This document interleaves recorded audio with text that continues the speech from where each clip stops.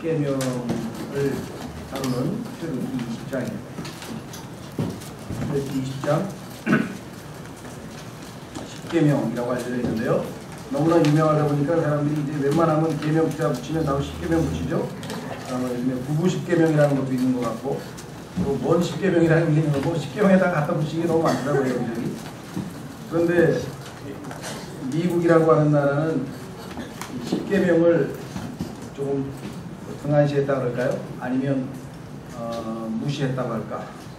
그런 바람에 오늘날 이렇게 아주 이 세상에서 가장 어떤 의미에서는 타락한 나라가 되고 말았습니다.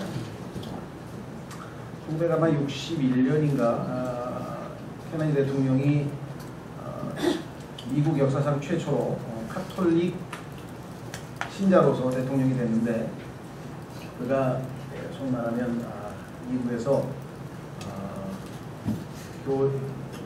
교육기관, 모든 학교에는 미국에는 10계명이 이렇게 한자, 여기 뭐죠? 한자가 아니라 써붙여서 앞에 다 써 있었어요. 10계명 해가지고 1번서부터 10번까지 계명이 쭉 써 있었고, 그 다음에 수업 시작할 때 선생님이 기도를 하고 수업을 하고 했었습니다. 미국의 뭐 타락에 대해서 여러 가지 해석이 있겠지만, 영적으로 보자면 그 중에 가장 큰 것 중에 하나는 미국은 아시다시피 이제 이 기독교를 바탕으로 해서 이제 세워진 나라이다 보니까 문화 전체가 기독교 문화권이었어요. 그래서 해가 지면 식구들이 다 모여서 기도하고 저녁을 먹고, 그 다음에 다들 그 식탁에 둘러앉아서 성경을 읽는 것이 미국 가정의 아주 자연스러운 풍습이었습니다. 그러니까 뭐 진짜 믿고 이런 걸 떠나서. 그러다가 이제 소위 말하면 신문이 만들어지면서부터 신문 잡지가 이 성경을 대체하기 시작하면서 미국이 이제 몰락하기 시작을 했고, 결정타는 이제 2차 세계대전 때 미국은 그전까지만 해도 얼마나 보수적이냐면요, 바닷가에 가면은 여자들이 그냥 그 긴 옷을 입은 채로 그 물속에 들어가고, 요즘처럼 무슨 뭐 비키니가 아니라 그냥 평범한 수영복 그런 것도 아예 생각도 못할 정도로 보수적이었어요. 미국 사회가 철저하게 성경적인 근간을 해서. 왜냐하면 성경에서 옷이라고 하는 것은 가리우게 되어 있는 거예요. 옷이 커버링이에요. 덮는 거예요. 그런데 미국 군인들이 2차 세계대전에 참석을 해가지고 프랑스에 가서 프랑스 여인들의 그 아주 그냥 그 뭐라고 해야 되나, 해프 누드죠. 그냥 뭐 절반줄 벗고 다니는 뭐 그런 게 막 미국 프랑스에서는 있었거든요.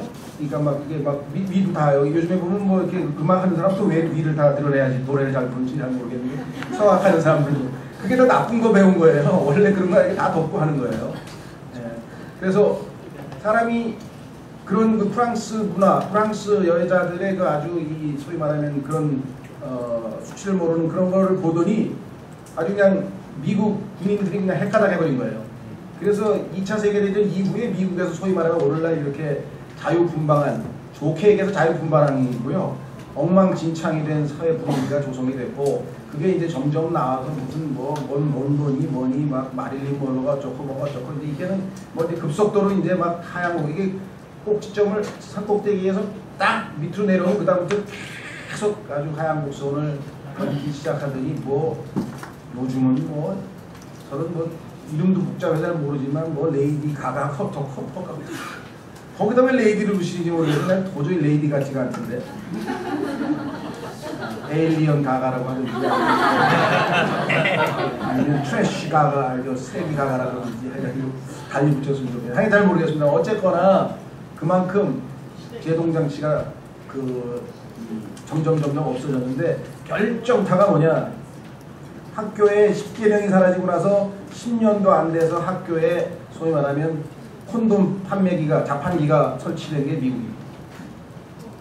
제동장치가 없어요. 10계명을 읽으면 감히 거기에 써있는 글을 읽으면 죄를 지으려다가도 어떻게 해요? 하나님 말씀이 떠오를 거 아니에요. 매일 가서 안 볼라 그래도 앞에 써있잖아요.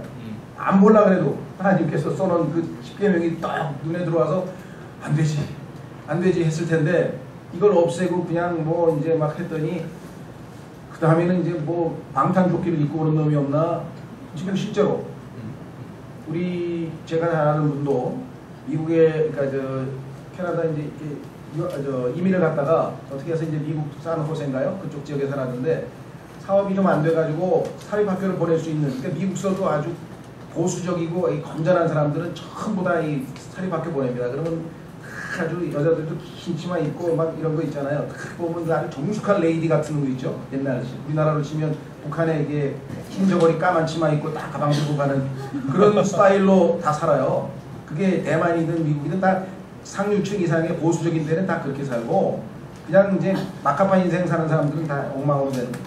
그런데 이 아이를 공립학교를 보냈더니 이게 그냥 뭐 언제 총을 쏠지도 모르고 언제 무슨 짓을 할지도 모르고 막 그래가지고 학교 가는데 수첩에다가 오늘을 생존하자 뭐 이래가지고 생존 전략 1, 덩치 큰 놈이 쳐다보면 먼저 친다 이게. 예. 딱 쳐다보는 순간에 그냥 한 방 날려서 자기가 무서운 놈이라는 것을 입증시켜가지고 감히 덤벼들지 못하게 뭐 2, 뭐 3막 그래가지고 역이민을 결정하고 한국으로 들어왔다. 아이고 이거 미국에서 애 키우다가 큰일 나게 생겼구나. 살벌한 동네가 되게. 그렇죠? 미국 공립학교 아시죠? 심심하면 드르륵 걸어가가지고 잊어버릴만 하면 또 드르륵 해가지고 몇십 명 죽였다 그러고 이런 일들이 아주 비일비재하게 일어나는데, 그러니까 가난한 사람들은 어차피 공립학교를 보내야 되니까 얼마나 무섭겠어요. 그렇죠? 학교가 아니다. 정글이야 정글. 정글의 법칙. 어차피 정글이니까 다 벗고 다니는 거지. 타자니 됐든 뭐가 됐든. 십계명과 관련지어서 여러분들에게 말씀드리고 싶은 것은 이렇게 제동장치가 그렇죠? 자, 그 이후에 이제 기도도 못 하겠어요. 그 다음에는 이제 학교에 성경을 가지고 오면 종교차별 행위야. 왜? 다른 사람들에게 자기가 기독교 신자라는 걸 성경을 들고 있으니까 성경에 써 있는 말들 있잖아요. 그래서 여러분들이 이제 길에서 성경에 써 있는 말을 외치면, 예를 들면 뭐 남자는 남자와 함께 눕지 말지니라 하고 이제 동성애에 대해서 레위기에 있는 말씀을 읽으면 그거는 다른 사람을 모독한 행위가 돼서 이제 감옥에 가는 세상이 왔습니다. 조금 있으면 미국에서 이제 감옥에 갑니다. 네? 조금 있으면 미국에 가는 그 법이 지금 통과됐어요. 여러분들 그 소식이 좀 둔해서 그러는데 그게 벌써 이미 지금 미국 의회에서 통과된 이제 미국의 기독교 잡지에는 여러 번 났었거든요. 이제 성경을 남의 앞에서 읽으면, 큰 소리로 읽으면 감옥에 가는 거예요. 왜? 종교차별이니까.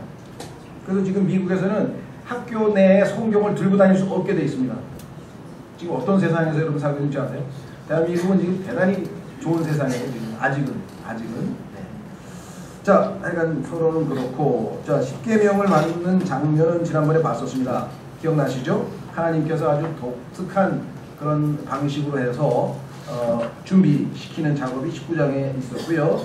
그래서 이제 드디어 이제 오늘 말씀을 합니다. 이 십계명이라고 하는 것은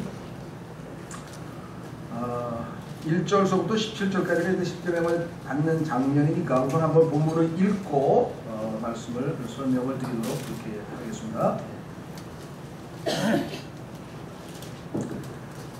1절부터 읽겠습니다. 하나님께서 이 모든 말씀으로 말씀하여 이르시되 나는 너를 이집트 땅 곧 속박의 집에서 데리고 나온 주 내 하나님이다. 자, 지금 누가 말씀하고 있는지를 지금 밝히고 있는 거예요. 네, 어떤 사람의 의견이 아닙니다. 온 우주 만물을 창조하신 분이신데 그분은 특히 이스라엘과는 특별한 관계, 즉 구속의 하나님이다. 여러분도 구속받으신 분이면 관심을 가지셔야 되겠죠. 세상의 죄인들은 관심을 안 가질지 모르지만 구속받은 사람이라면, 자, 이게 구속이죠. 속박의 집에서 데리고 나온 주 내 하나님이니라. 3절서부터 이제 17절까지가 바로 그 유명한 십계명인데요. 너는 내 앞에 다른 신들을 두지 말라. 이게 제1계명입니다. 다른 신들을 두지 말라. 나중에 이제 신들에 대한 개념이 나오겠습니다만은 하나님 이외에 나의 마음에 제1순위에 올라가 있는 것, 그 전부 다 신들입니다. 두 번째, 너는 너를 위하여 어떤 색인 형상도 만들지 말고. 그러니까 1계명과 2계명은 밀접한 관계가 있어요. 1계명은 우상들을 다 포함하고 있지만 2계명은 실제로 어떤 형상을 만드는 것과 연관이 되어 있어요. 나중에 적그리스도가 지배하는 7년 환란 기간 동안에는 엄청나게 그 크래프트, 소위 말하면 이 캐릭터 산업이 번창하게 되어 있습니다. 크래프트라는 데도요, 크래프트맨이라고 하는데 그게 다 왜 우상과 연관되어 있기 때문에 그래요. 우상과. 자, 그래서 너를 위하여 새긴 어떤 형상도 만들지 말고 또 위로 하늘에 있는 것이나 아래로 땅에 있는 것이나 땅 아래 물속에 있는 것에 어떤 모습인지 만들지 말며. 그렇죠? 여기까지만 들으면 어떤 생각이 듭니까? 가만히 있어봐. 그러면 조각하는 사람은 어떻게 되고 예술하는 사람은 어떻게 될 것인가? 여기서는 인간이 예술 활동, 창조 활동을 금하는 게 아니고 그것을 만드는 목적이 뭐냐? 그거를 섬기려고, 경배하려고, 숭배하려고 만들어서는 안 된다 이 말이에요. 왜? 거기 뒤에 나오잖아요. 5절. 그것들에게 절하지 말고, 그러니까 절을 하게 할 목적으로 만들어 놓지 말라 이거예요. 그렇죠? 예를 들면은 어떤 사람은 뭐 우리나라에 그 석굴암에 있는 그 부처가 무슨 뭐 예술작품이라 그러는데 그건 예술작품이 아니죠. 명백하게 우상이죠. 왜? 사람들이 그 앞에 가서 절하기 위해서 만들어 놓은 거잖아요. 감상하기 위해서 무슨 예술작품 만든 건 아니잖아요. 그렇죠? 의도를 우리가 봐야 되겠죠? 그것들을 섬기지 말라. 네. 십자가 그 자체 잘못된 거 없습니다. 그런데 십자가를 갖다가 이렇게 걸어놓고 목에다 걸고 다니면은 뭐 나를 구해준다든가 이런 우상숭배적 사고방식. 그렇죠? 그 다음에 뭐 불교 신자를 보니까 뭐 택시 운전사 보니까 염주를 또 걸어놓은 사람도 있대. 그렇죠? 서양에는 전부 다 누군지 아십니까? 수호신. 교통수단에서 교통사고로부터 나를 지켜주는 수호신. 그 누군지 아세요? 콜럼버스예요. 콜럼버스. 배를 타고 미국까지 발견한 사람이잖아요. 그래서 콜럼버스 성자가 나를 보호해준다 그래가지고 콜럼버스 성자를 만들어가지고 거기다 걸어놓고. 그게 부적의 형태가 됐던 명태를 꽈가지고 부적을 붙였던 하여간 저게 나를 지켜줄 것이다 라고 하는 생각하는 그 마음, 그건 다 우상숭배죠. 그렇죠? 여러분들 중에 야 내가 그래도 여기다가 성경을 넣고 생기면 혹시라도 강도가 날 칼을 찌를 때 나 지켜주지 않을까? 뭐 예를 들면 뭐 베개를 성경에다가 베리자면 혹시 시험 잘 보지 않을까? 뭐 이거 전부 다 우상숭배적 사고가 나죠. 자, 5절 그것들에 절하지 말고 그것들을 섬기지 말라. 나 곧 주 내 하나님은 질투하는 하나님이다. 하나님은 우리의 사랑을 독점하실 권리가 있으시고 왜? 우리를 그렇게 사랑하시니까. 그렇죠? 마음이 분산되면 안 돼.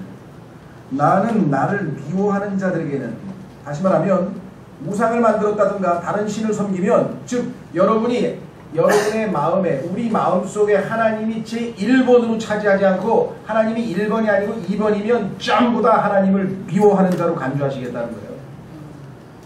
그래서 하나님께서는 내 자신마저 미워하지 아니하면 능히 나의 제자가 될 수 없다는 거예요. 너는 네 자신마저 미워해야 돼. 그 얘기는 정말 뭐 미워한다 이런 뜻이 아니라 1번이 나야 돼. 그런데 하나님께서 질투하시는 하나님이고 하나님이 너무 욕심이 많으셔서 그런가, 그게 아니라 그럴 때만 하나님께서 여러분과 저의 주인이 되시고 1번에 놓여 있을 때만 여러분과 제가 진정한 자유를 누리고 참 인간의 모습으로 행복하게 살 수 있다 이 말이에요. 아멘. 여러분이 하나님이 바울의 고백처럼 예수 그리스도의 종, 나 바울은 진정한 의미에서 예수 그리스도의 종이라고 고백하지 않으면 여러분은 누군가의 종이에요.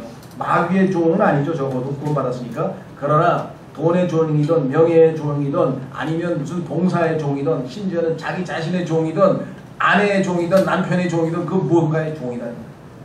진정한 의미에서 예수 그리스도의 종이라고 고백할 때만 참 자유함을 누릴 수 있는 역설이에요. 예수님의 종일 때만 진정한 자유를 맛볼 수 있다는 게 인간 실존의 아주 역설이다 이 말이에요. 역설. 그렇죠? 자, 그래서 질투하는 하나님이니라. 나는 나를 미워하는 자들에게는 아버지들의 불법을 자손들에게 벌하여 3, 4대까지 이르게 하거니와 나를 사랑하고 내 명령들을 지키는 수천의 사람들에게는 긍휼을 베푸느니라. 6절에 나와 있는 thousands of them 할 때에 이 수천이냐 수천대냐, 수천대라고 번역되어 있는 성경도 있습니다. 저는 아직도 해결을 못 봤어요. 여기서 지금 thousands of them이라고 할 때는 위에 나와 있는 사람들을 가리키기 때문에 수천의 사람들이라고 번역하는 것이 맞다고 하는 분이 있고요. 거기에 나와 있는 generation이라고 하는 것을 봤기 때문에 수천대, 그래서 아브라함의 후손이 지금까지도 여전히 축복을 받고 있다. 뭐 이렇게 해석하시는 분들도 계세요. 저는 잘 모르겠어요. 미국 사람들도 서로 논쟁을 벌이니까 똑같이 미국 사람들끼리 읽어도 이렇게 읽을 수도 있고 저렇게 읽을 수도 있나 보다. 이렇게만 지금 생각하니까요. 이거 가지고 논쟁하실 필요는 없을 것 같아요. 어쨌거나 약간 두 가지 그 주장이 있다는 것만 염두해 주시고. 자, 7절. 너는 주 내 하나님의 이름을 헛되이 취하지 말라. 제3계명이네요. 주가 자신의 이름을 헛되이 취하는 자를 죄 없다 하지 아니하리라. 이름은요, 우리가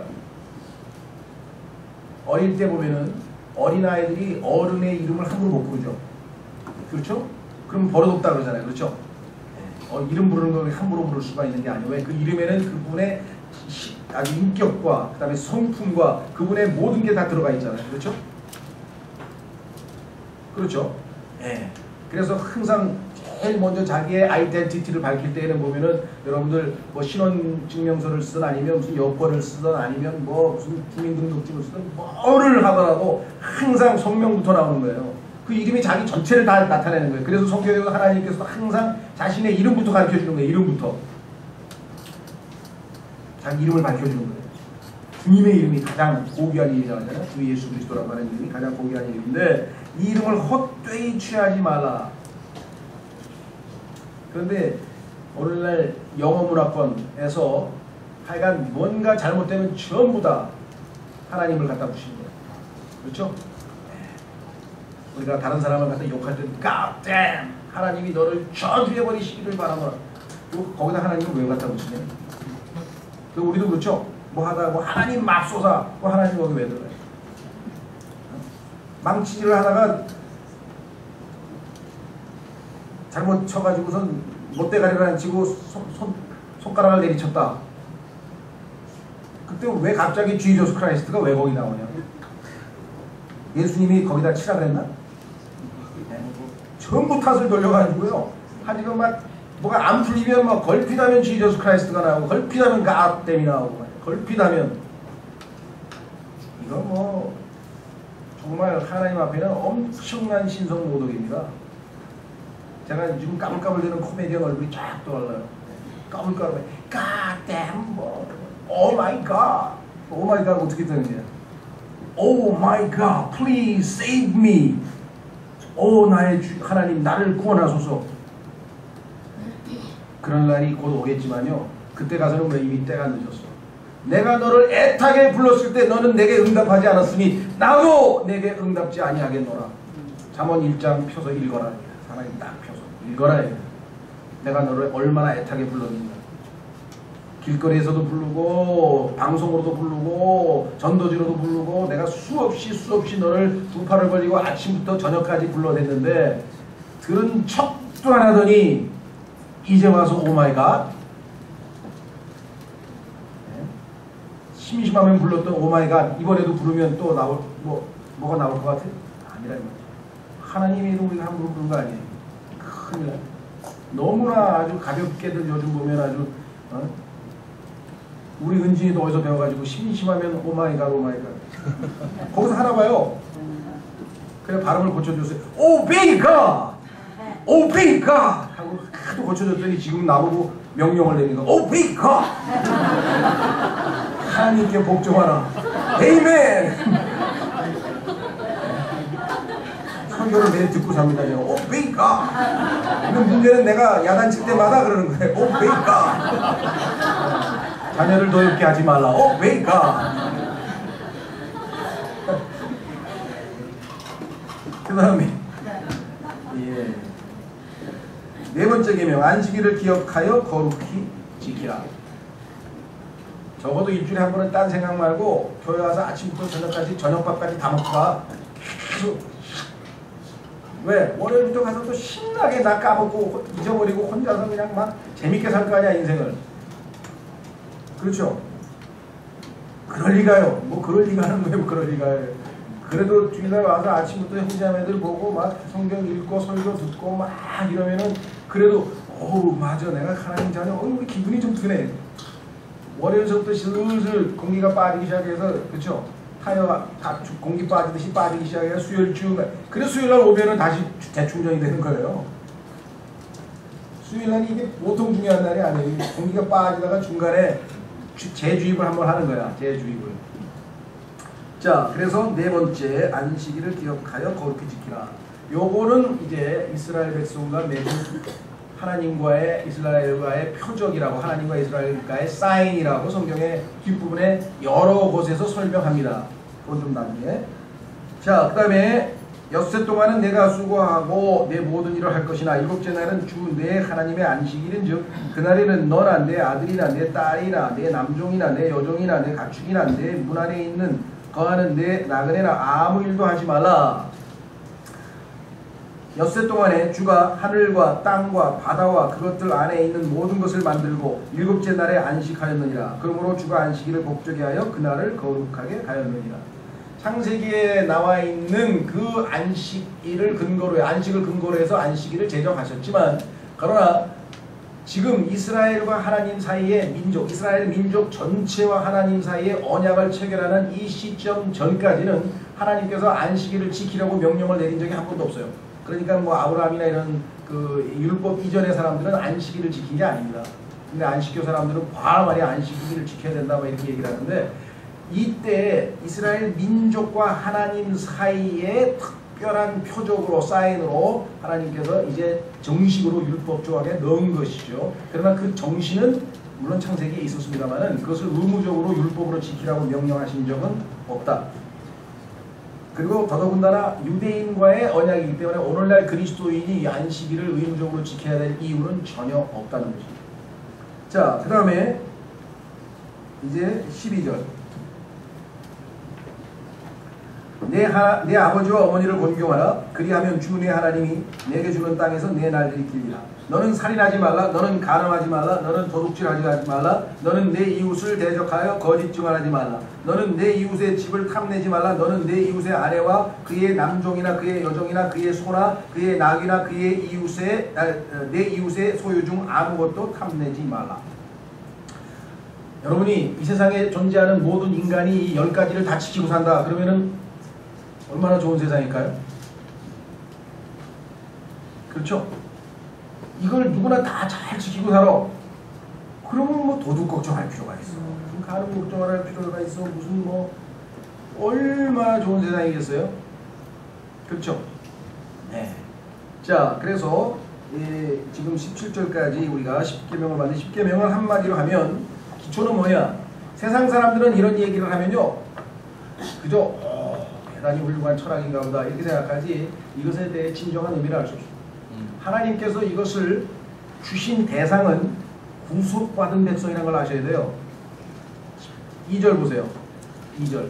이 계명은 구속에 근거한 것입니다. 나는 너를 이집트 땅 곧 속박의 집에서 데리고 나온 주 내 하나님이니라. 그러니까 이 세상 사람처럼 마음대로 살면 안 돼. 너는 이제 내가 준 계명에 따라 살아야 한다. 이 그랬죠? 그런데 이 계명 속에는 두 인간이 맺고 있는 두 관계에 대한 언급을 하고 있습니다. 1절부터 4절까지는 수직적인 관계예요. 즉 인간과 하나님과의 관계에서 인간은 마땅히 어떠한 태도로 살아야 되는가가 나와 있고, 두 번째, 다섯 번째부터 나머지 6가지 계명은 수평적 관계, 즉 동류인간, 즉 나와 똑같은 인간하고는 내가 어떤 관계를 맺고 살아야 하는가 라고 하는 두 가지를 하나님께서 제시하고 있습니다. 왜 그런 줄 아십니까? 인간이 창세기 3장에서 죄를 짓고 난 다음에 하나님 보시기에 두 가지가 하나님의 진노의 대상이 됐어요. 여러분들, 하나님께서 진노하시는데 대단히 많은 종류의 죄가 있고, 우리나라로 치면 뭐 형법이 몇 개가 있고 상법이 뭐 셀 수 없이 많은 죄가 있죠. 그거 다 없애고 하나님께서 이스라엘 백성과 그 제정한 그 법은 613가지입니다. 그런데 누가 뭐 나도 잘 모르겠는데 365 플러스 뭐 200 얼마라고 그러는데 인간의 248. 네? 248? 네. 그게 사람의 뼈예요, 근육이에요? 뼈라고 그러거든. 사람의 뼈의 수가 248개 맞습니까? 여기 의사 선생님 계신데. 하여간 제가 듣기로는 그렇게 어렴풋이 들어서 기억이 잘 안 나는데, 하여간 사람의 뼈가 248개인가 그러고 365, 그러니까 매일 한 가지씩이잖아요. 그래서 365 더하기 248에서 613가지래요. 그런데 그게 하나님께서 이스라엘 백성에게 주신 율법이에요. 전체. 그런데 그 전체를 보면 두 가지로 나눠줄 수 있어요. 그게 뭐냐? 출애굽기를 보면 하나님과 인간과의 관계를 다루고 있는 것이 23장 10절서부터 나머지 40장까지예요. 전부. 출애굽기 전체가. 그것은 뭐냐면 하나님과 인간관계에서 제일 중요한 거는 첫째는 뭐냐면은 절기예요. 하나님 앞에 와서 반드시 명절을 지켜라. 두 번째, 하나님 앞에서 반드시 모여서 제사를 지내야 되니까 회막 모여라. 하나님 앞에서 모여라. 세 번째는 하나님 앞에 제사를 지내야 돼. 제사장은 어떠한 사람이어야 되고 어떤 자격을 갖춰야 되고 어떤 옷을 입어야 되고 쫙. 그러니까 전부 하나님과 인간과의 관계에 대한 얘기가 23장서부터 출애굽기 40장까지 전체. 그러면 앞부분 20장 그 다음에 그 뒷부분서부터 21, 22장, 23장 9절까지는 인간과 인간관계의 관계. 예를 들면 남의 물건을 훔쳤을 때 어떻게 해야 되고 남의 뭐 무슨 물건을 맡았을 때에는 만약에 잊어버리면 어떻게 갚아야 되고 즉 인간과의 관계에서 벌어지는 일들이에요. 그러니까 성경을 한마디로 하면 수직관계와 수평관계입니다. 하나님께서 진노하시는 이유도 딱 두 가지예요. 하나님께서 하늘로부터 하나님의 진노가 revealed 숨겨져 있다가 확 이 세상에 막 그냥 쏟아게 쏟아지듯이 확 내려오는데 그 진노가 이유가 뭐냐? 첫째, ungodliness 불경건이라고 했는데요. 하나님에 대해서 인간이 마땅히 취해야 될 태도가 없어. 하나님을 하나님으로 대하는 자세가 잘못됐다 이래요. 둘째, unrighteousness 불의. 동료 인간 같이 이 세상에서 함께 사는 다른 동료 인간에게 제대로 된 대우를 하지 못한다. 때로는 거짓말하고 때로는 사기를 치고 때로는 막 비방을 하고 때로는 올바르게 대하지 않아. 하나님 앞에 올바른 자세를 취하지 않는다. ungodliness. 옆에 있는 사람에게 올바른 인간으로서의 사랑으로 대하지 못한다. unrighteousness. 확인해 보겠습니다. 로마서. 성경은 복잡한 것 같지만 아주 단순해요. 십계명의 구조도 예수님께서 뭐라 그랬어요? 십계명을 둘로 쫙 압축해서 예수님께서 뭐라고 하셨습니까? 주 내 하나님을 마음과 혼과 힘과 생각을 다하여 사랑하라. 수직관계. 내 이웃을 내 몸과 같이 사랑하라. 수평관계. 이것이 이 세상에서 잘못되어서 하나님 앞에 진노가 임했다는 거예요. 자, 로마서 1장으로 가보세요. 그러니까 여러분이 그리스도인이 되고 나면 어떻게 돼요? 하나님 앞에 올바른 관계를 회복해야 되고 그 다음에 옆에 있는 동료 인간과 올바른 관계를 회복해야 되는데 그 첫 번째가 뭐냐? 부모에 대한 것이다 이 말이에요. 여러분이 예수 그리스도를 믿고 나서 부모님이 달리 보이더라. 하나님이 생각하시는 부모님으로 여러분들이 부모님을 생각하시는가? 어떠세요? 그것이 첫 번째 회복입니다. 자, 로마서 1장 18절.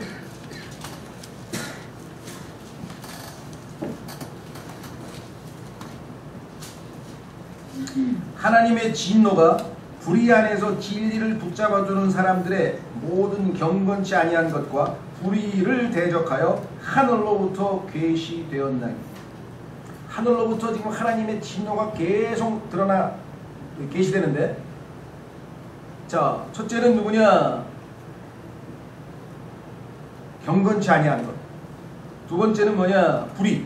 그런데 이렇게 하는 사람들은 어떤 사람이냐면요, 불의 안에서 진리를 붙잡아주는 사람이에요. 진리를 붙잡고 있기는 붙잡아. 이 세상에 있는 사람들 보면은 십계명 어깁니까? 아니면 그래도 지켜야 되는데 가끔 어기려고 하다가 안 어기면 안 되는데 뭐 이러다가 십계명을 갖다가 이거 싹 어기면 기분 좋겠는데 이런 사람 봤어요? 요거 그 사람 뭐 정신병원에 가면 한두 명 있겠지. 이거 빼고 그렇죠? 네, 정신병원에 가면 별의별 사람 다 있어요. 어떤 사람이 나타나죠. 나는 나폴레온이다. 그런 사람이 나타났어. 네? 그래서 누가 너보고 나폴레온이라 그랬어? 하나님께서 말씀하셨다. 나는 안 그랬는데. 옆에 있는 사람이 나는 안 그랬는데. 뭐 별일이다 그러지. 어떤 사람이 차를 타고 가다가 타이어 펑크가 났어요. 펑크를 떼우려고 딱 바로 바퀴를 깔아 꼈는데 보니까 나사가 더 없어져서 나사가. 그래가지고 나사를 찾느라고 30분 동안 밑을 들여다보고 온갖 찾고 있으니까 옆에 보니까 정신병원에서 담장으로 바라보는 사람이 이보쇼! 누구쇼? 아이고 나머지 3개 있는 바퀴에서 나사 하나씩 빼가지고 끼워가지고 가서 수리소에 가서 하나씩 갖다 끼면 되는데 멍청하기는 보니까 정신병원이라고 써있어. 그래서 당신 미쳤잖아니까. 나는 미쳤지만 당신같이 어리석진 않아. 내가 바보냐? 거기 못하게. 여러분들 정신병자 함부로 대하면 안 돼요. 굉장히 똑똑해요. 얘기가 좀 빈다. 여러분들 하도 좋으시는 것 같아서 웃으라고. 예. 자, 그래서 여기 보니까 진리를 알기는 알아. 하나님께서 유대인은 돌판에다 써줬어. 10개를 10계명. 그런데 이방인은 즉 유대인 이외에는 전부 우리의 마음에다가 기록해놨어. 성경에 써있어. 로마서에 가니까 written in their hearts. 그들의 마음에 기록된 율법이 곧 양심이야. 그래서 안 가르쳐줘도 1번서부터 10번까지 다 알아. 아무리 야만인 아프리카에 가도요. 야 오늘 가서 한 명 죽여볼까? 그리고 죽이러 가는 사람 없어요. 죽이면 죄라는 걸 다 알아. 율법에 마음의 율법에 다 써있어. 그렇죠? 그러니까 아는데도 불구하고 죄를 지었기 때문에 불의 가운데에서 진리를 붙들고 있어. 그러니까 이건 구원받지 못한 사람이죠. 우리는 예수 그리스도로 말미암아 그리스도 안에서 의 가운데에서. 그렇죠? 자, 그래서 구원받지 못한 이 세상 사람들이 그 열매로 나타내는 건 뭐냐? 하나님 앞에 godly, 경건하게 하나님을 하나님으로 인정하지 않아. 그러면서 뭐 짐승에게 절도하고 여기 뒤에 보면 이제 뭐 온갖 진화론을 믿고 베레베 이렇게 다 나와. 그러니까 문제는 뭐냐면 하나님을 하나님이신 걸 잘 몰라. 하나님이 누구신지 잘 몰라. 그렇죠? 그런 사람은 자동적으로 옆에 있는 사람이 자기하고 같은 한 인간이고 하나님의 형상대로 지음받은 정말 사랑해야 될 대상인 줄을 또 몰라. 가만히 있어봐. 이놈이 내가 이 밥 잘못하면 이놈이 와서 내가 훔쳐먹을 거 아니야. 숨자. 내가 뭐 경쟁 상대로 알고 뭐 이렇게 생각한다는 거야. 그걸 unrighteousness. 불이 옳지가 않아. 하나님은 하나님의 형상대로 지음받은 인간을 사랑하라 그랬는데 내 이웃을 내 몸과 같이 사랑하라 했는데 사랑의 대상으로 대하는 게 아니라 경쟁의 대상으로 생각하고 미워하고 막 이렇게. 이 두 가지 때문에 하늘에서 하나님의 진노가 임한다 그랬어요. 그러니까 그 진노의 대상이 아니고 구속받은 하나님의 자녀들에게 하나님께서 10가지를 말씀하셨지만 실제로 예수님이 요약하신 대로 뭐예요? 하나님을 사랑하고 이웃을 사랑하는 것 2가지예요. 그게 본래 하나님께서 의도하셨던 것이죠. 그러니까 신앙은 그렇게 어려운 게 아니라고 하는 것이죠. 그렇죠? 그래서 안식일에 관한 것 빼고 나머지 9개는 전부 신약 성경에 다 반복돼 나옵니다. 아니 성경에 따르면 분명히 우리는 율법 하에 있지 않냐고 은혜 하에 있다 그래서 이제 율법하고 우리하고 아무 상관없는 줄 알았는데요. 맞습니다. 맞지만 10계명에 나와 있는 그 모든 내용은 신약 성경에 다 우리가 그렇게 살아야 된다고 써 있어요. 그 도대체 어떻게 된 걸까요? 자, 우리는 10계명에 나와 있는 것은 물론이고 이방인들은 그 10계명이 우리의 마음에 기록된 양심에 따라도 살지 못하고 살 수가 없어. 왜? 율법도 거룩하고 선하고 완전한 거지만 우리의 육신은 어떻게 해요? 약하고 추악하고 미약하고 못해요. 그렇죠? 확인해 보겠습니다. 그래서 하나님은 구속받은 자들에게는 인간의 육신을 가지고 이것을 지키라 이렇게 명령하시질 않는다는 말이에요. 지킬 수 없으니까 살려주옵소서, 구원해 주옵소서, 도와주옵소서 하고 나오면 그렇죠? 내 아들을 믿어라. 내 아들이 너를 대신하여 다 10계명도 모든 계명을 다 지켰느니라. 그의 의를 내가 너에게 주마. 이게 되는 거예요. 확인해 보겠습니다. 로마서 8장.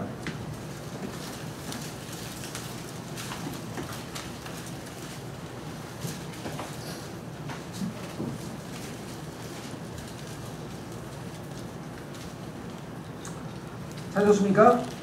3절 율법이 육신으로 말미암아 연약하여 능히 하지 못하는 것을 하나님께서는 하셨나니.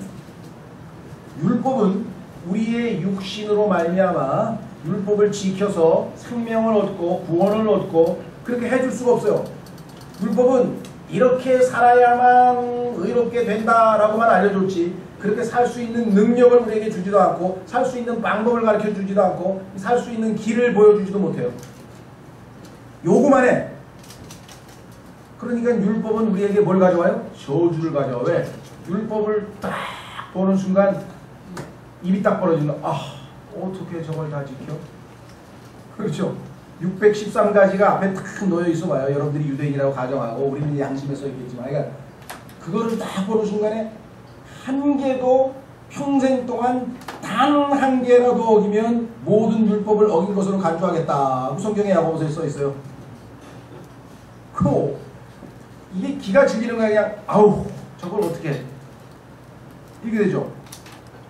그래서 여기 써 있잖아요. 율법이 육신으로 말미암아 연약하여 등이 하지 못하는 것을 하나님께서 하셨느냐니. 그럼 어떻게 하냐. 하나님께서는 그 육신을 없애버려. 나약한 육신을 제거하는데 어떻게 없애느냐.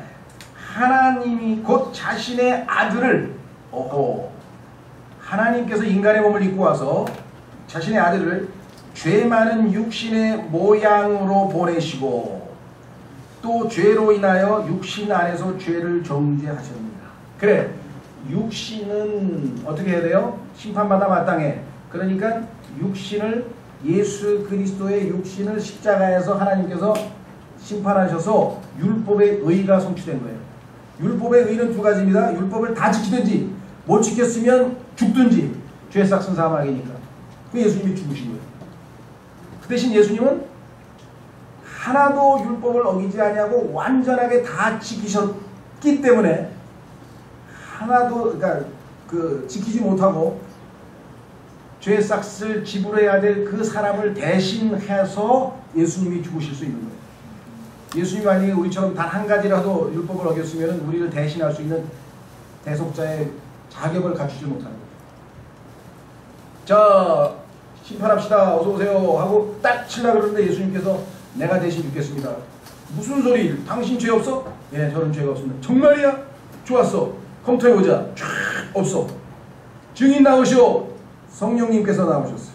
확인해보겠습니다. 디모데전서 3장. 내가 33년 반 동안 예수라고 하는 한 인간이 이 땅에서 사는 것을 모조리 다 기록해놨는데 단 하나도 죄를 지은 적이 없습니다. 여러분 엄청나신 분이죠. 단 한 번도 죄를 지은 적이 없어요. 613가지의 율법에 33년 반 동안 단 하나도 어긴 적이 없으시다니까요. 그분이 여러분과 제 안에 들어와서 이제는 내려놓지. 내가 너보다 나을 텐데 그래도 네가 네 스타일로 좀 살아볼래? 네? 그리스도께서 내 안에 사신다는 게 어떤 의미인지 아시겠어요? 왜? 너는 아무리 노력해도 또 죄를 지을 거야. 그러니까 나 봐. 나 입증됐잖아. 어떻게 입증되는지 아세요? 디모데전서 3장 16절. 논쟁의 여지가 없이 하나님의 성품의 신비는 위대하도다. 하나님께서 육체 안에 나타나시고 성령 안에서 의롭게 되시고 성령님께서 33년 반 동안 예수 그리스도의 모든 생각과 첫째, 자 10계명에도 들어가 있습니다. 하나님께서 인간의 생각에 대해서 그 다음에 인간의 행동에 대해서 그 다음에 인간의 말, 거짓 증인하지 말아야 말에 대해서 말과 행동과 생각에 대해서 이잡듯이 다 주셨는데 단 하나의 죄를 짓지 않은 유일한 분이 예수 그리스도시에요. 죄를 알지도 못하고 죄를 짓지도 아니하고 죄와 상관도 없는 그분께서 죄가 되셨어요. 내가 이 모든 인간이 지은 죄를 다 나에게 뒤집어 씌워라. 그리고 이들은 놔줘라. 이들은 해방시켜줘라. 그렇죠? 그것이 대속이에요. 그것이 대속. 자, 다시 돌아오셔서 이제 10계명에서 우리가 코멘트할 것 몇 가지만 더 살펴보도록 하겠습니다. 한 가지 짚고 넘어갈 것은요. 10계명에서 4번까지는 우리가 이제 알겠고, 분명히 다섯 번째 계명이 12절에 내 아버지와 어머니를 공경하라. 그리하면 주 내 하나님이 내게 주는 땅에서 내 날들이 길리라. 이렇게 돼 있죠. 그래서 보통은 1번서부터 4번까지는 수직관계, 하나님과의 관계, 그 다음에 5번서부터 10번까지 우리는 수평관계 이렇게 해서 둘로 나누는 게 거의 대부분입니다. 근데 여기서 한 가지 우리가 짚고 넘어갈 게 있어요. 다섯 번째 계명은 사실은 이게 트랜지션이에요. 이게 위에서 하나님과의 관계와 그렇죠? 사람과의 관계를 넘어가는데 그 중간에 일종의 연결고리 같은 거예요. 왜냐? 내 이웃을 내 몸과 같이 사랑하라고 할 때 내 이웃은 부모님이 포함되는 게 아니에요. 부모님은 우리가 독립된 한 인간 인격을 갖추기 전에 하나님을 대변하는 하나님의 위임 권위자예요. 그래서 성경에 보면 내 부모를 공경하라 그랬잖아요. 무슨 말이 이해가 되겠어요? 그러니까 부모님이 뭐 잘나고 못나고 돈을 잘 벌고 돈을 못 벌고 뭐 말을 안 듣고 뭐 온갖 약점과 부족함이 있지만, 그러나 하나님께서는 그래도 일단은 하나님을 대리하는 존재로서 부모님을 주신 거예요. 그렇기 때문에 다섯 번째 계명은 사실은 어떤 의미에서는 5대5로 보는 거예요. 왜냐? 한번 확인해 보겠습니다. 다섯 번째 계명에 보면 뭐라고 써 있습니까? 거기에 내 아버지와 어머니를 공경하라. 그리하면 주 내 하나님이 내게 주는 땅에서 내 날들이 길리라 하면서 신약 성경에도 이 말씀이 나오고, 계명, 약속이 있는 첫 번째 명령이라 그랬죠. 오래 살고 싶으신 분들은 부모를 공경하는 데 이런 거죠. 약속이 있다. 신약에서 나오죠. 에베소서에. 자, 그런데 여기 보시면 주 내 하나님이라고 하는 말이 첫째 계명에 나옵니다. 둘째 계명에 나옵니다. 셋째 계명에 나옵니다. 넷째 계명에 나옵니다. 다섯째 계명에도 주 내 하나님이란 말이 나와요. 그런데 여섯째 계명서부터 13절서부터는 그 말이 없어요. 따라서 다섯째 계명은 우리가 그냥 단순히 1번, 4번 수직관계, 6번, 5번서부터 10번까지 수평관계가 아니라 다섯 번째 계명에는 특별한 의미가 들어가 있다는 거예요. 부모. 여기 나와 있죠. 내 아버지와 어머니를 공경하라. 그래서 동양 문화권에서는요, 이 아버지 어머니에 대한 공경이 말도 못합니다. 그렇죠? 예, 이조시대 가보세요. 아이고 저런 여자 여부들이 다 있네. 아버지 어머니를 섬기는데 막 깍듯이 섬기잖아요. 그렇죠? 정말 그리운 시절 같아 내가 볼 때는. 야, 저렇게 질서가 잡힌 세상에서 살면 얼마나 좋을까. 아버지 어머니에게 대해서 그냥 그냥 막 무릎 꿇는 태도서부터 시작해가지고 그냥, 그렇지 않습니까?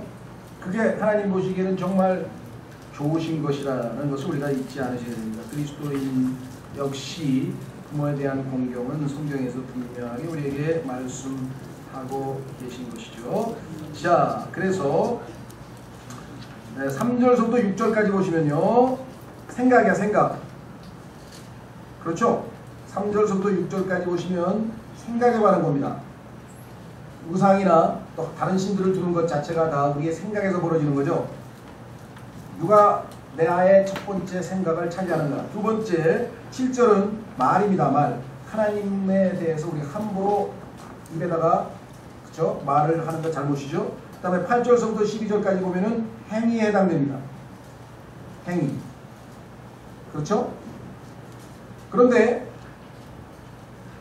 수평관계에서는요, 순서가 바뀌어요. 행위서부터 나와. 13절서부터 15절까지 보면은 살인, 간음, 도둑. 다 행동이죠? 그 다음에 16절에 가면 뭡니까? 거짓 증언, 말이죠? 그 다음에 맨 끝에 가면 뭐예요? 탐심은 행동입니까? 생각입니까? 생각이죠.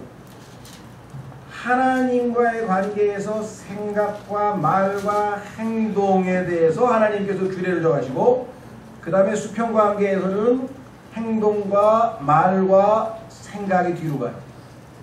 왜 하나님께서 이렇게 대칭 비슷하게 균형을 잡으셨을까? 첫 번째가 다른 신들을 두지 말라. 생각이죠? 맨 끝에가 또 생각이죠. 인간의 인간됨은 머릿속에서, 마음속에서 무슨 생각을 하고 있느냐가 우리의 인격을, 우리의 본질에 해당됩니다. 우리의 자신을 형성하고 있다는 거예요. 그래서 마귀는 집요하게 우리의 생각을 장악하기 위해서 온갖 인포메이션을 막 정보를 주고 막 머릿속에 잡다하게 집어넣습니다. 그래서 아까 얘기했잖아요. 마음의 허리를 동하지 않냐면요. 그렇죠? 마음속에 무슨 생각을 하고 있느냐. 생각을 하나님께서는 십계명에서 특별하게 강조했어요. 바울이 1번서부터 9번까지 다 지켰다 그랬어요. 자신만만하게. 그런데 언제 바울이 I died 내가 죽었노라. 언제? 10번째 계명을 보고 탐내지 말라는 계명을 딱 듣는 순간에 자기는 뭐야? 속으로 탐낸 적이 한두 번이 아니야. 그렇죠? 여러분들 어렸을 때 친구가 새 신발 신고 왔어. 엄마 나도 새 거 신고 싶어. 탐낸 거죠? 그렇죠? 탐낸 게 어디 한두 번입니까? 이 탐심 속에 있는 거 이건 어떻게 할 수가 없는 거예요. 바울이 나중에 내가 다 겉으로는 지킨 것 같았지만 실제적으로 10번째 계명에서 걸려들고. 자, 잠언 23장 7절로 갑니다. 그래서 여러분들 항상 우리의 생각이 문제예요. 생각.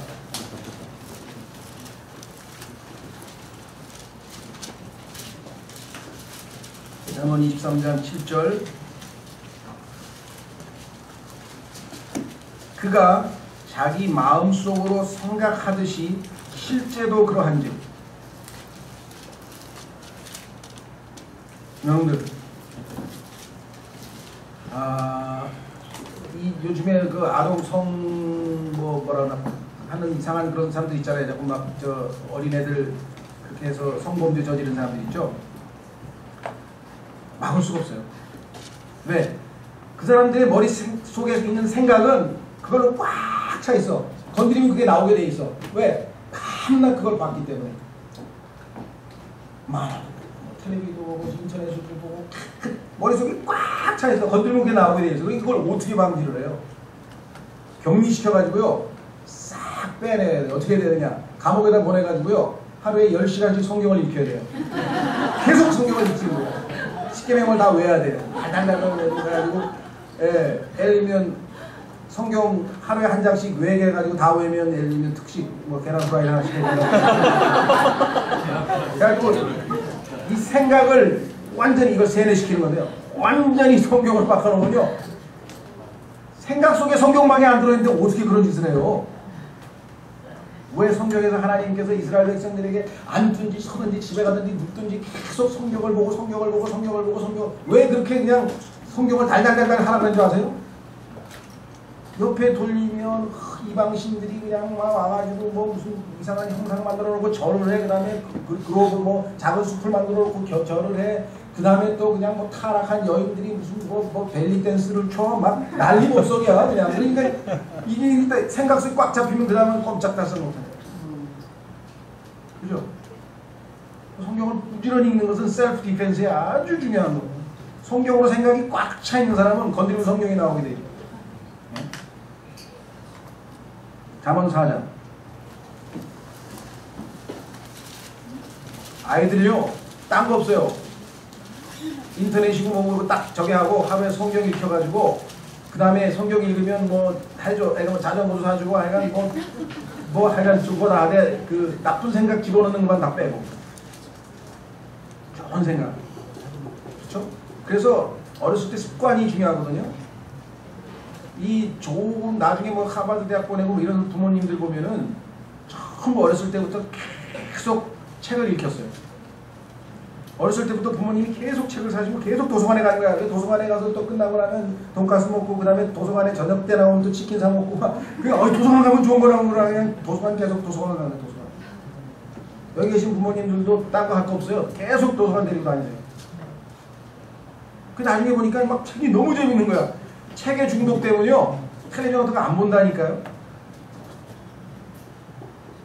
자, 잠언 4장 23절.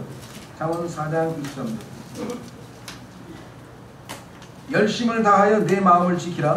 생명의 근원이 거기에서 나오느니라. 자, 그런데 여기 보시면요. 생명의 근원이라고 하는 단어가 하나님께서 영어를 쓰신 이유가 있어요. 자, 보세요.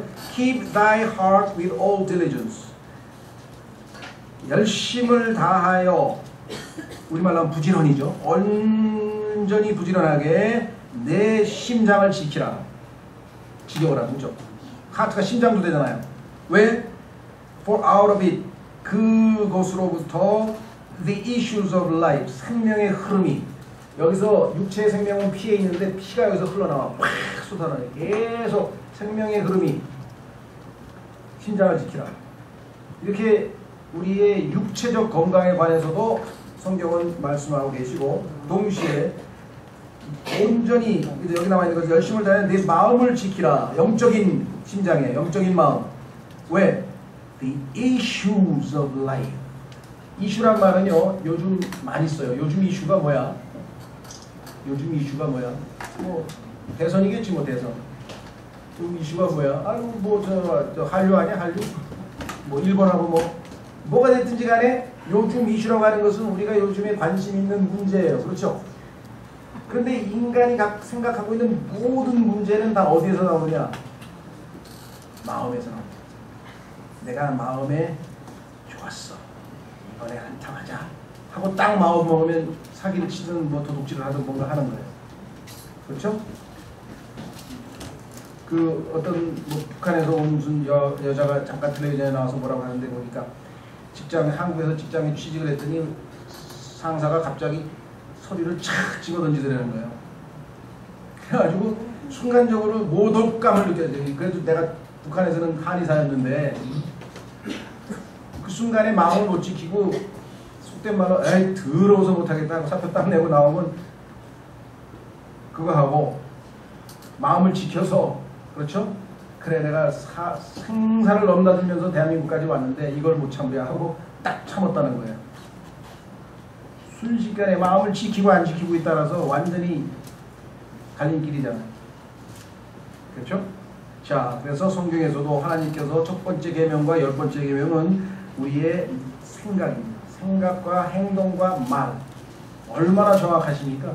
인간에게 드러나는 세 가지, 생각과 속, 말과, 그런데 그 생각이 말로 나오면서 바깥으로 나가서 행동으로 나가잖아요. 행동과 이 모든 것들에 대해서 가장 기본적으로 중요한 원칙들을 하나님께서 십계명을 통해서 우리에게 제시하셨다라고 하는 것이겠죠. 예. 자, 그래서 우리는 이제 십계명과 관련된 부분을 우리가 좀 살펴보았고요. 다음 시간에 우리가 더 나머지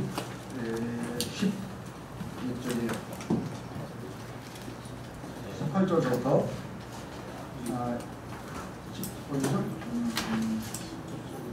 예, 18절서부터 21절까지는 이제 백성들이 이 하나님의 음성을 듣는 순간에 아주 그냥 얼마나 두려워했겠어. 하늘에서 이런 음성이 왔습니다. 하나님을 우리가 형상을 만들 수 없는 두 번째 계명의 이유 중에 하나는 뭐냐면요, 하나님께서 하늘에서 음성이 들렸으니까 보이지가 않잖아요. 그런데 보이는 무엇으로 인간이 만들어낸다면 그건 틀림없이 문제가 됩니다. 그렇죠? 예, 그래서 여기 그 18절서부터 보시면은 우리가 언제부터 했어요? 우리가 아까 간증하고 나서 한 시간이 아직 한 10분 정도 남았죠? 간증하고 그랬으니까 한 10분 정도 하시면 마무리 짓는 것인데요. 온 백성이 천둥과 번개와 나팔 소리와 연기나는 산을 보았으므로 그들이 그것을 볼 때 이동하여 멀리 서서 모세에게 이르되 당신이 우리에게 말씀하소서 우리가 들으리라. 부디 하나님께서 우리에게 말씀하지 말게 하소서 우리가 죽을까 염려하나이다 하네. 그래서 상당히 겸손했네요. 이 거룩하신 하나님의 임재 앞에, 이 어마어마한 의로우신 말씀 앞에 우린 잘못하면, 이 더럽고 추한 우리는 잘못하면 죽게 생겼습니다. 이렇게 지금 얘기를 했죠. 하나님의 계시의 말씀 뒤에 이제 20절 두 가지가 나옵니다. 첫째는 뭐냐? 모세가 백성에게 이르되 두려워하지 마라. 너희를 시험하려고 하나님께서 임하셨나니 이것은 자신의 두려움을 너희 얼굴 앞에 두사 너희가 죄를 짓지 않게 하려 하시니라 한다. 하나님이 무서운 사람은요, 죄를 못 져요. 부모가 무서운 사람은 죄를 잘 안 져요. 부모가 우습게 생각되는 사람은 죄를 마음대로 져요. 그렇죠? 그래서 성경에서 부모가 하는 역할은요, 아이를 죽지 않을 만큼 때리라는 거예요. 회초리가 그 아이를 지옥에서 건져낸다. 여러분이 때릴 때는 하나님을 대신해서 때리는 거예요. 하나님을 대신해서.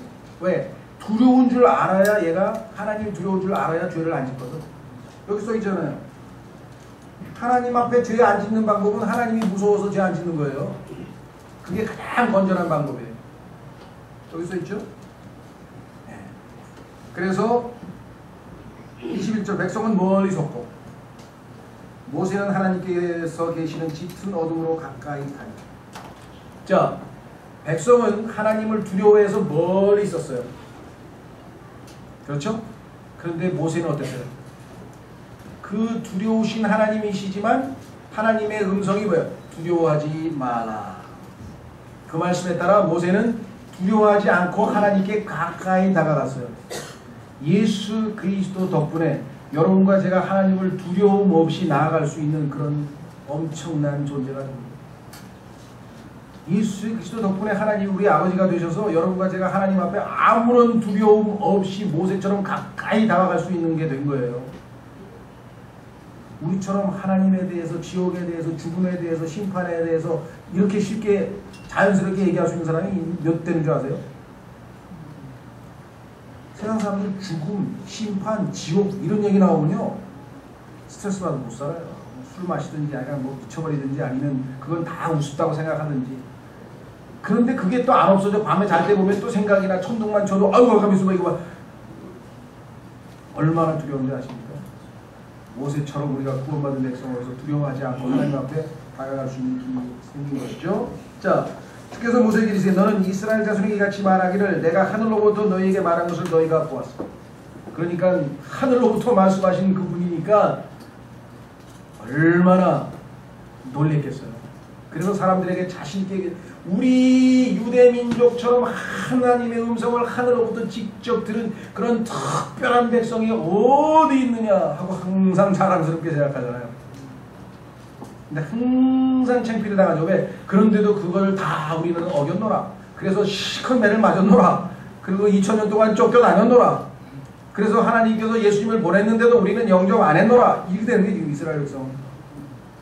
부끄럽죠? 23절 하나님께서 얼마나 쉽게 설명합니까? 내가 하늘로부터 음성을 들려줬으니까 너 하늘에서 나 봤어 못 봤어? 못 보죠? 왜? 디모데전서 6장으로 가보세요. 디모데전서 6장. 디모데전서 6장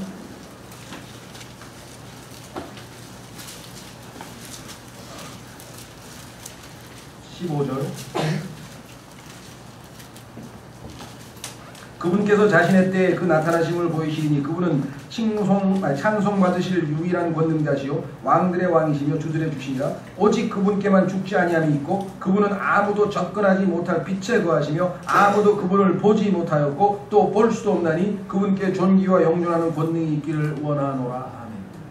못 봤어요? 그러니까 이상하게 뭐 그림 그리고 뭐 만들고 하지 말라. 그래서 23절에 말씀하시잖아요. 너희는 나를 비교서 은으로 된 신들을 만들지 말며 또 너희를 위하여 금으로 된 신들을 만들지 말라. 얼마나 쉽게 설명합니까? 하늘에서 나는 소리 들었지? 못 봤지? 그러니까 괜히 상상으로 만들지 말어. 얼마나 쉬워요. 그러니까 우상을 숭배하는 사람들이 얼마나 어리석은가. 24절 너는 내게 흙으로 제단을 쌓고 너희 번제 헌물과 화평 헌물과 양과 소를 희생물로 그 위에 드리라. 내가 내 이름을 기록하는 모든 곳에서 내게 임하여 내게 복을 주리라. 하나님께서 벌 주기 위해서 십계명 만든 거 아닙니다. 복 주기 위해서 만든 거예요. 복 주기 위해서. 25절 내가 내게 돌로 제단을 만들고자 하거든 담대한 돌로 그것을 쌓지 말라. 내가 돌 위에 내 연장을 들면 그것을 이미 더럽혔느냐. 그러니까 하나님께서 세 가지를 언급하는데 그것은 뭐냐? 하나님 앞에 소위 말하면 제사지대로 나올 때, 하나님의 제단 앞에 나올 때에는 첫째는 흙으로 만들라 이게. 하나님이 만드신 걸 사용해라 재료를. 두 번째 돌로 좋다 이거야. 근데 손대지 말라 이거야. 잘 다듬고 닦고 뭐 깎고 뭐 이래가지고서는 그런 것 필요 없다 이거야. 그냥 다듬지 않고 그 돌 그대로. 그 다음에 계단을 만들어서 올라오지 말아요. 자, 그러면 닿는다는 거는 뭐와 연관이 있습니까? 인위적인 것. 인간의 손이 닿는 거를 하나님 앞에 바칠 수 없어요. 그래서 우리가 한 일이 아니라 하나님께서 우리를 통해서 한 일을 하나님께 돌려드리는 것도 마찬가지고요. 그 다음에 또 중요한 거 있죠. 뭐죠? 그 손으로 돌을 깎고 뭐 갈고 이거 다 뭐와 연관이 돼 있는 거예요? 우상 만들 때 하잖아요. 우상 만들 때 하는 짓이잖아요. 깎아가지고 뭐 갈고 빼바로 갈고 막 이게 전부 다 우상 만드는 짓거리잖아요. 그런 짓 하지 말라. 그렇죠? 예. 그 다음에 계단 만들지 말라. 이것도 인위적인 것이죠. 그래서 여러분들 창세기에서 11장에서 인간이 한 짓은 뭐예요? 하나님은 원래 돌을 가지고, 그죠? 돌인데 그 돌을 안 쓰고 뭘 썼습니까? 벽돌을 만들었잖아요. 바벨론 답사할 때 뭘 만들었어요? 돌로 쌓은 게 아니고 벽돌을 만들었잖아요. 인위적으로 만든 거죠, 돌을. 인간이 만든 돌이 벽돌이잖아요. 그 다음에 거기다가 진흙을 바르지 않고 코올타로, 소위 말하면 그 벽돌과 벽돌 사이에다 바르는 그 있잖아요. 그것도 인간이 만들었잖아요. 그 전부 다 인위적인 것들이 들어왔기 때문에 하나님께서 인정하지 않으시는 거예요. 여기도 마찬가지. 그 다음에 마지막 한 가지, 하나님 앞에 나오는 사람은 품위 있게 나와야 합니다. 아까도 말씀드렸습니다만은 내 벌거벗음이 그 위에서 드러나지 아니하게 하려 함입니다. 하나님께서는 인간의 육신이 노출되는 것에 대해서 아주, 왜? 이거는 곧 뭐예요? 육신 안에 죄가 거한다 그랬잖아요. 내 안에, 곧 내 육신 안에 죄가 거한다 그랬잖아요. 이 몸은 내가 하나님 앞에 산 희생물로 드릴 때만 하나님 앞에 가치 있게 쓰이는 것이고, 그렇지 않는 순간에는 이 육신은 항상 하나님 앞에 죄를 짓게 만드는 도구 중에 하나라는 것이죠. 그렇죠? 그래서 얼마나 쉽게 우리가 이 죄에 연루될 수 있는가. 그래서 육신에 대해서 너는 계단으로 내 제단에 오르지 마치는 것은 내 벌거벗음이 그 위에서 드러나지 아니하게 하려 하심이니라 하겠습니다. 다음 시간에 조금 보충하겠습니다만은 이 벌거벗음이라고 하는 주제는 성경에서 굉장히 중요한 주제예요. 원래 창세기에서 죄를 짓기 전에는 어땠습니까? 창세기 2장에서 벌거벗었으나 부끄러워하지 아니하더라. 죄의식이 없었으니까. 그런데 죄를 짓고 나서 보니까 벌거벗은 걸 보고 부끄러워해서 가렸다고 그랬잖아요. 그렇죠? 그래서 이제는 우리가 예수 그리스도께서 오셔서 우리 죄 자체가 완전히 제거돼서 불못에서 심판받기까지는 우리는 항상 뭔가로 가리워야 돼요. 영적으로도 우리가 예수 그리스도로 가리워졌고 이 세상에서의 우리의 삶에서도 항상 그와 같은 원칙 하에서 우리가 옷차림을 해야 되겠다. 성경에서 우리에게 가르치시는 10계명의 기본 원칙적인 것을 좀 했고요. 다음 시간에 조금 더 보완하고 그 다음에 이제 넘어가도록 하겠습니다. 다 같이 일어나셔서